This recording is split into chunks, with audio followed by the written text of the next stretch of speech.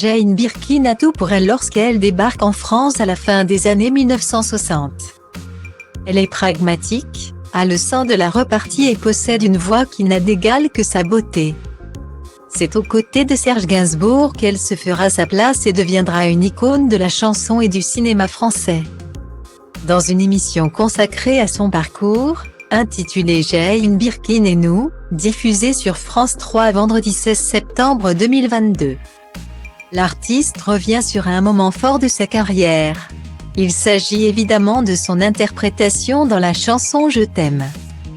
Point moi non plus, qu'elle chante en duo avec Serge Gainsbourg. Il la fait chanter.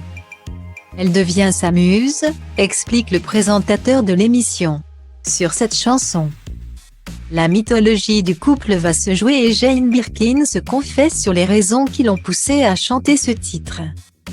Pour la petite histoire, le chanteur français écrit Je t'aime moi non plus pour Data Link People égale à 6811 527, 88 99, 435 D à 663 B 877 DFF à C 6e 8 Brigitte Bardot.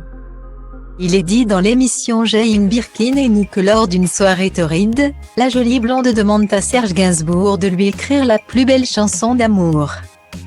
Devant cette chanson adultère, Brigitte Bardot demandera à son amant de ne pas sortir ce titre.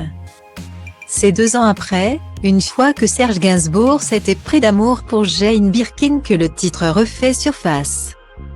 Ensemble, ils la réenregistrent et Je t'aime moi non plus devient un tube mondial. Devant les images qui défilent sur le plateau de France 3, Jane Birkin va alors commenter cette période de sa vie et ce titre. C'est par possessivité qu'elle acceptera de chanter le tube. Quand il m'a demandé si je voulais chanter cette chanson, j'ai dit oui, juste pour pas qu'il la chante avec quelqu'un d'autre, confie-t-elle. Elle ne s'en cache pas, Jane Birkin a conscience que c'était par jalousie. Néanmoins, pari réussi puisque la chanson fait encore fureur.